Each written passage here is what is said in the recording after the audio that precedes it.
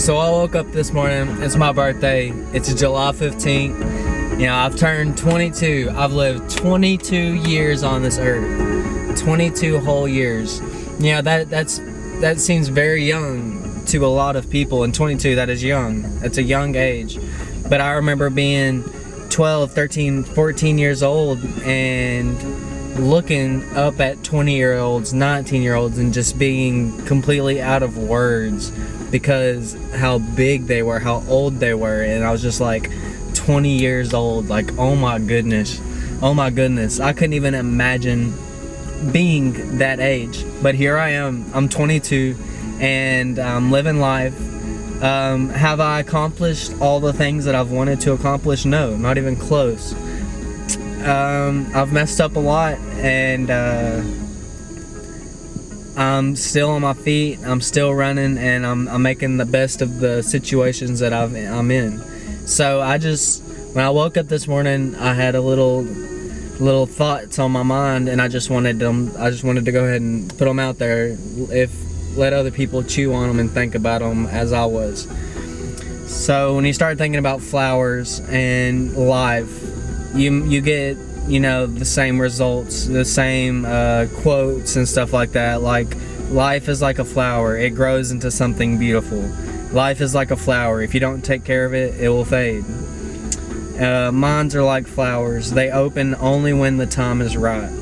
And those are really deep, and they mean a lot. They carry a lot of weight with the words that they're saying. And I just wanted to bring a new, or not new, but I guess different perspective, my perspective to the flower.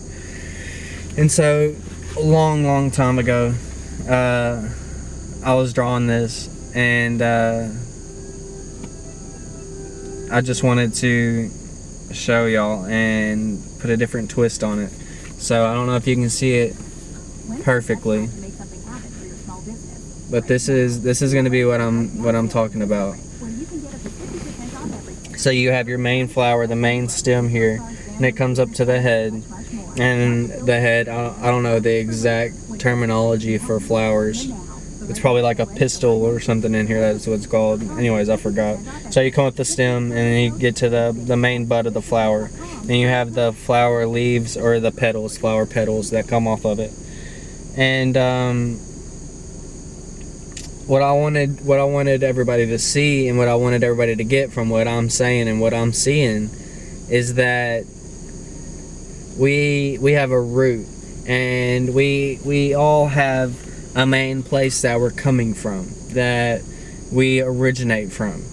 And if you take it back further, then, you know, say your family, you can even go back further on into creation and you know, just the rock ages, the stone age. But anyways, we were all birthed. We were all birthed from something. There was a source, and then we came from that we were given life. Okay, so you have this dirt, okay, and then life is coming out of it. There's something that came and took root, a seed was planted, and so that seed grows up, and it grows up into this backbone. And this backbone isn't just growing to grow. It's not growing to, you know, on my own thing. It's growing to produce petals, and it's growing to produce beauty. And that's how we should be as human beings. We shouldn't just be growing to grow. We shouldn't just be growing to be here, to take up place. We should be growing to produce beauty and to produce product for our environment. Say, like when the petals shed off of the flower, they are lost in the ground and disintegrated, and the nutrients are then taken and used for other things. That, or ants take them and use them for their home. I don't know. But anyways, what I'm just trying to say is this right here, this stem in the simplistic flower, this is God. This is my God. And He has raised us up, and He's put us on. This is my beauty. This is my creation.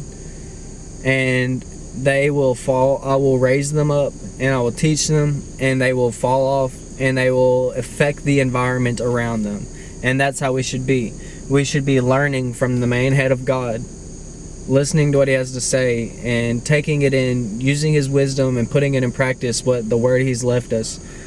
And then we're learning and growing up till we're big and we're beautiful and we're full, and then we're shed, and then we're lost in life and we're put out.